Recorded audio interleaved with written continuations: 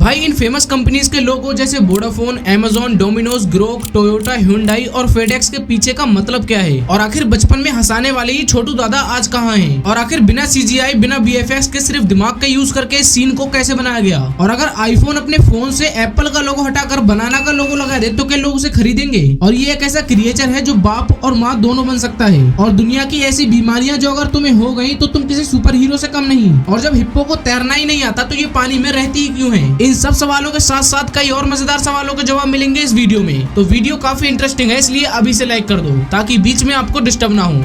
Number 10, भाई ये कौन सा क्रिएचर है जो बाप भी है और माँ भी? वेल ये है फ्लैटवर्म। इनके पास कोई फिक्स्ड जेंडर नहीं होता है, ये हर्माफ्रोडाइट होते हैं। मतलब एक ही जीव के पास मेल और फीमेल दोनों रिप्रोडक्टिव ऑर्गन्स होते हैं। लेकिन कोई भी फ्लैटवर्म माँ बनना ही नहीं चाहता, सब बाप बनना चाहते हैं, क्योंकि एग्स बनाना मैसिव एनर्जी कंज्यूम करता है, जिससे बॉडी ड्रेन होती है और लाइफ शॉर्ट हो जाती है। और ये अपनी मर्जी से माँ नहीं बनते, इन्हें जबरदस्ती बनना पड़ता है। इसलिए ये घंटों तक आपस में फाइट करते हैं। और ये फाइट मारने के लिए नहीं होती, बल्कि माँ नहीं बनने के लिए होती है। जो फ्लैटवर्म जीत कर पहले स्पर्म इंजेक्ट कर देता है वो ही बाप बनता है, और जो हार जाता है वो माँ बनता है। और क्रेजी पार्ट, जो भी माँ है वो बाद में किसी और फ्लैटवर्म के साथ फाइट करके बाप भी बन सकता है। नंबर 9, भाई ऐसे जानवर जो दिखने में सेम लगते हैं लेकिन है बहुत अलग। सबसे पहले क्रोकोडाइल और एलिगेटर, दोनों ही जानवर पानी में रहते हैं, लेकिन क्योंकि क्रोकोडाइल के पास सॉल्टी ग्लैंड्स होते हैं इसलिए वो समुद्र के खारे पानी में भी सर्वाइव कर सकता है। लेकिन एलिगेटर के साथ ऐसा नहीं है, इसलिए वो ज्यादातर फ्रेश वाटर यानी नदियों में मिलता है। अब आते हैं टर्टल और टर्टोइज। दोनों की पीठ में शेल होता है, लेकिन टर्टल ज्यादा देर तक पानी में रह सकता है और उनके पैर भी नाव की चप्पू की तरह होते हैं ताकि वो पानी में आसानी से तैर सके। वहीं दूसरी तरफ टर्टोइज जो कि धरती पर रहना पसंद करते हैं, इनके पैर हाथी के जैसे मोटे होते हैं जो इन्हें चलने में मदद करते हैं। और टर्टोइज की लाइफ स्पैन टर्टल से ज्यादा होती है। अब आते हैं रैबिट और हेयर। रैबिट बहुत क्यूट और सोशल होते हैं। ये जमीन में गड्ढा खोद कर रहते हैं और इसके बच्चे अंधे और बिना बालों के पैदा होते हैं। वहीं हेयर बहुत खूंखार और फास्ट होते हैं। उनके कान और पैर दोनों ही रैबिट से बड़े होते हैं और हेयर के पैदा हुए बच्चे जन्म से ही देख सकते हैं और बालों के साथ पैदा होते हैं। नंबर 8, भाई क्या तुमने कभी सोचा कि हिप्पो को तैरना नहीं आता फिर भी वो ज्यादातर पानी में ही क्यों रहती है? वेल हिप्पो पानी में तैरती नहीं बल्कि पानी के नीचे पैरों से चलती है, क्योंकि उसकी भारी होती है बॉडी, जिससे वो पानी में नेचुरली सिंक कर जाती है। और इतना ज्यादा वेट होने से पानी उनको सपोर्ट भी देता है, जिससे उन्हें आराम मिलता है और जॉइंट्स पर कम स्ट्रेस पड़ता है। और इसका एक रीजन ये भी है कि हिप्पो की काफी सेंसिटिव होती है बॉडी, और धूप में ज्यादा टाइम रहने से उनकी स्किन क्रैक और सनबर्न हो सकती है, इसलिए हिप्पो ज्यादातर पानी में ही रहती है। और हिप्पो के बारे में एक फन फैक्ट, जब ये पॉटी करती है तो अपनी पूंछ से हेलीकॉप्टर चला चलाकर चॉकलेट को चारों तरफ फेंकती है। नंबर 7, अगर एप्पल अपने आईफोन से अपने आइकॉनिक एप्पल लोगो को हटा दे और एक बनाना का लोगो लगा दे तो क्या लोग वो फोन खरीदेंगे? एग्जैक्टली यही काम एक ब्रांड ने 2018 में किया था। लकोस्टे जो कि एक फ्रेंच फैशन ब्रांड है, उनके हर प्रोडक्ट पर आपको उनका लेजेंडरी ग्रीन क्रोकोडाइल लोगो छपा मिलेगा। इस लोगो की इतनी वैल्यू है कि कि एक टी शर्ट का प्राइस मिनिमम 5 से 6 हजार रुपए रहता है। और अगर वो इस लोगो को अपने प्रोडक्ट से हटा दें तो मार्केट में उसकी कोई वैल्यू नहीं रहेगी। पर 2018 में लकोस्टे ने एक एक्सपेरिमेंट किया। उन्होंने 10 ऐसे जानवरों की लिस्ट बनाई जो एक्सटिंक्ट होने की कगार पे हैं। फिर उन्होंने अपने आइकॉनिक क्रोकोडाइल लोगो की जगह उन जानवरों का लोगो लगा दिया। हर एनिमल के लिए उतनी ही शर्ट्स बनाई गई जितनी उस स्पीसीज के जानवर वाइल्ड में बचे थे। कुल मिलाकर सिर्फ 1775 शर्ट्स बनाई गई थी। ये कैंपेन इतना वायरल हुआ कि सिर्फ 24 घंटे के अंदर ही पूरा कलेक्शन सोल्ड आउट हो गया, वो भी 2 गुने प्राइस में। नंबर 6, भाई इस बोतल को देखकर तुम्हारा दिमाग हिल जाएगा। वेल इसे क्लेन बोतल कहते हैं। इसका कॉन्सेप्ट सबसे पहले फेलिक्स क्लेन ने दिया था। ये एक ऐसी सरफेस है जिसकी ना कोई एज है ना कोई बाउंड्री। अगर कोई चींटी इसकी सरफेस पर चलना शुरू करे तो वो बिना किसी किनारे को पार किए वापस उसी जगह आ जाएगी जहाँ से उसने शुरू किया था। ये कॉन्सेप्ट सिर्फ 4th डायमेंशनल स्पेस में एग्जिस्ट करता है, और क्योंकि हम 3D स्पेस में रहते हैं इसलिए इसे बनाना हमारे लिए इम्पॉसिबल है। भाई लिटरली इस कॉन्सेप्ट ने मेरा दिमाग खराब कर दिया। नंबर 5, भाई शुक्र मनाओ तुम्हारा स्कूल ऐसा नहीं है, क्योंकि इस स्कूल को देखने के बाद तुम्हें अपना स्कूल जन्नत लगने लगेगा। ये है चाइना का शियाओशुन प्राइमरी स्कूल। यहाँ स्टूडेंट्स के ड्रेस में एक चिप लगी होती है जो उनकी लोकेशन ट्रैक करती है। बस यही नहीं, बल्कि इस स्कूल में अलग अलग रोबोट्स और बड़े बड़े कैमरे लगे हुए हैं जो बच्चों के एक्सप्रेशन और उनकी हेल्थ वगैरह ठीक है या नहीं ये देखते हैं। और ये भी देखते हैं कि उन्होंने कितनी बार क्लास में उबासी ली। और यहाँ बच्चों के हेड पर एक डिवाइस लगा होता है जो कि ब्रेन के सिग्नल्स को पकड़ता है और AI की मदद से एक रिपोर्ट रिपोर्ट बनाता है। अगर तुम्हारे डिवाइस में व्हाइट लाइट शो कर रही है मतलब तुम ऑफलाइन हो, ब्लू है मतलब तुम आराम कर रहे हो, येलो है मतलब तुम फोकस्ड हो और रेड है मतलब सुपर फोकस्ड हो। नंबर 4, दुनिया की 3 ऐसी बीमारियां जो अगर तुम्हें हो गई तो तुम किसी सुपर हीरो से कम नहीं। Number 1, congenital insensitivity to pain. भाई इसमें तुम इंसान के कितने भी मुक्के बजाओ, लाते बजाओ, रैप्टे बजाओ या मेन पार्ट पर अचानक हमला कर दो, फिर भी उसे कुछ नहीं होगा क्योंकि इस बीमारी में इंसान को पेन फील ही नहीं होता। नंबर 2, उर्बाक वीथ डिसीज। इस बीमारी में तुम इंसान को किसी शेर के सामने खड़ा कर दो या बुर्ज खलीफा के टॉप पर बिना सेफ्टी के खड़ा कर दो, उसे डर ही नहीं लगेगा क्योंकि जिसे ये बीमारी होती है उसे डर ही नहीं लगता। नंबर 3, हाइप्रोस्मिया। इसमें इंसान की सूंघने की शक्ति इतनी तेज होती है कि पड़ोसी के घर में बन रही बिरयानी की खुशबू सूंघ ले और मुंह उठाकर निकल पड़े बिना बीवी को बताए।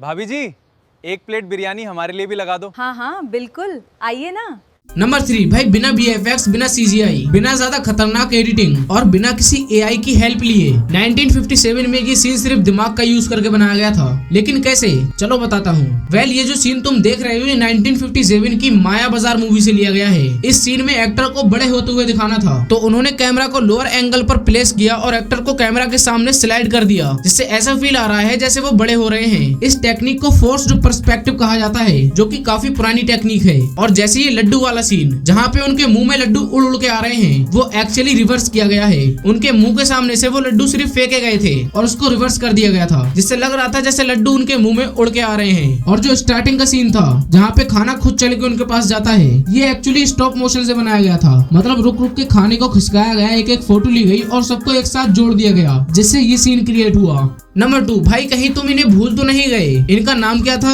हाँ, छोटू दादा। भाई एक टाइम पर इस बंदे का इतना क्रेज था कि इसकी वीडियो पर 10-20 मिलियन नहीं बल्कि 400-500 मिलियन व्यूज आते थे और कोई कोई वीडियो तो बिलियंस में भी पहुंच जाती थी। लेकिन जहाँ पहले इनका इतना क्रेज था, हर बच्चा इनकी वीडियोस देखकर एंटरटेन होता था, यहाँ तक कि बड़े बुजुर्ग भी इनके फैन थे। पर आखिर अचानक ये गायब कहाँ हो गए? वह सब कुछ जानने से पहले अगर तुम्हें भी लगता है कि ये सिर्फ एक बच्चा है तो मैं तुम्हें बता दूं कि इनकी रियल एज है 34 साल और इनका रियल नाम है शफीक शेख नसीर। और आज से 6-7 साल पहले जब भी इनकी वीडियो पब्लिक होती थी तो एक रिकॉर्ड बनता था, इतने ज्यादा व्यूज आते थे। लेकिन फिर बीच में ये थोड़ा बीमार पड़ गए, इसकी वजह से वीडियोस आना थोड़े टाइम के लिए बंद हो गई और कुछ लोगों ने अफवाह उड़ा दी कि छोटू दादा इस दुनिया को अलविदा कह चुके हैं। और इनके डाउनफॉल का एक रीजन ये भी था कि यूट्यूब पर कई और बड़े बड़े क्रिएटर्स भी थे जिन्होंने अपनी स्क्रिप्ट में ऐसा तड़का लगाया कि उनके सामने छोटू दादा की वीडियोस फीकी लगने लगी। भले ही व्यूज कम हो गए लेकिन ये आज भी वीडियोस अपलोड करते हैं और जो इनके रियल फैंस है वो आज भी इनकी वीडियोस को देखकर एंजॉय करते हैं। भाई क्या तुमने बचपन में छोटू दादा की वीडियोस देखी थी?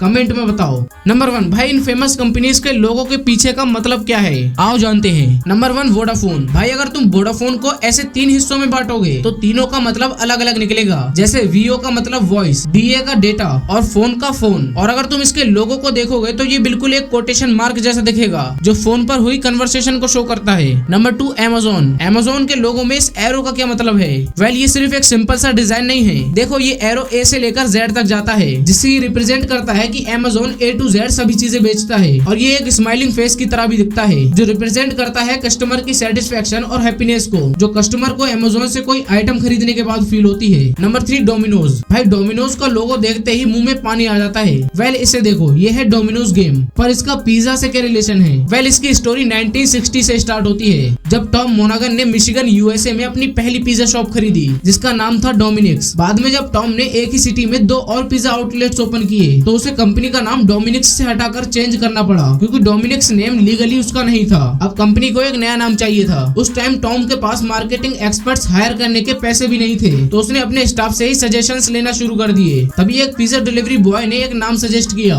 डोमिनोज। नाम सिंपल था और पुराने नाम से मैच भी कर रहा था और याद रखना भी इजी था। टॉम को ये नाम बहुत पसंद आया और उसी टाइम उसके दिमाग में फ्यूचर लोगो का आइडिया भी क्लिक हो गया। उसने डोमिनो टाइल को देखा और नोटिस किया कि उसकी स्क्वायर शेप पिज्जा बॉक्सेस जैसी दिखती है और उसके 3 डॉट्स रिप्रेजेंट करेंगे डोमिनोज के पहले 3 स्टोर्स को। ओरिजिनल प्लान ये था कि हर नया स्टोर ओपन होते ही एक और डॉट ऐड किया जाएगा, लेकिन उनका ये बिजनेस इतना फास्ट ग्रो कर गया कि उन्हें इस आइडिया को ड्रॉप करना पड़ा। और अगर ये आइडिया उस टाइम ड्रॉप ना होता तो आज डोमिनोज के लोगों में 22,000 से भी ज्यादा डॉट्स होते क्योंकि वर्ल्ड वाइड में इनके 22,000 से भी ज्यादा स्टोर्स है। Number 4 Grok. भाई अगर तुम ग्रोक के लोगो को देखो तो ये सिंपल सा लगेगा, लेकिन थोड़ा ध्यान से देखने पर ये किसी ब्लैक होल जैसा दिखेगा। और इसमें इंटरेस्टिंग बात यह है कि इसी डिजाइन के बीच एक हिडन जी लेटर भी छुपा हुआ है, जो ग्रोक वर्ड का पहला लेटर है। Number 5 Toyota. अगर तुम टोयोटा का लोगो देखोगे तो तुम्हें ऐसे कुछ खास नहीं दिखेगा, लेकिन क्या तुम्हें पता है कि टोयोटा का पूरा नाम उसके इसी लोगो में छुपा हुआ है। जैसे ये रहा टी, ये रहा ओ, ये वाई, ये ओ, ये टी और ये रहा ए। हो गया ना टोयोटा। Number 5 FedEx. भाई फेडेक्स के इस लोगो को थोड़ा ध्यान से देखो और इसकी एक हिडन डिटेल को फाइंड करने की कोशिश करो। अगर तुम्हें इसमें कुछ खास नहीं दिख रहा तो जरा ई और एक्स के बीच में देखो, इस ब्लैंक स्पेस में एक एरो बना हुआ है। अब इसका मतलब क्या है? वेल फेडेक्स एक शिपिंग कंपनी है, तो फेडेक्स के लोगो में ये एरो स्पीड को रिप्रेजेंट करता है, जो कि शॉपिंग कंपनीज के लिए एक इनिशियल क्वालिटी होती है। इस एरो की मदद से कंपनी वाले बताना चाहते हैं कि हमारी कंपनी फास्ट और एक्यूरेट डिलीवरी प्रोवाइड करती है। Number 6 Hyundai। भाई Hyundai का लोगो देखने में सिंपल लग सकता है, लेकिन एक्चुअल में इसके लोगो में एच को ऐसा डिजाइन इसलिए किया गया है क्योंकि इसमें दो इंसान हैंडशेक कर रहे हैं ऐसा लगेगा, जिसमें एक इंसान सेल्स पर्सन है और दूसरा सेटिस्फाइड कस्टमर। इस कंपनी का नाम Hyundai का भी एक मीनिंग है। Hyundai का मतलब कोरिया में मॉडर्न या न्यू एरा होता है। भाई ये वीडियो यहीं पे एंड होती है। ऐसी और वीडियोस देखना है तो इस वीडियो को अभी जाकर देखो, ये वीडियो भी काफी ज्यादा मजेदार है, तो जाओ और अभी से जाकर देखो। और हाँ, इस वाली वीडियो को लाइक करके जाना।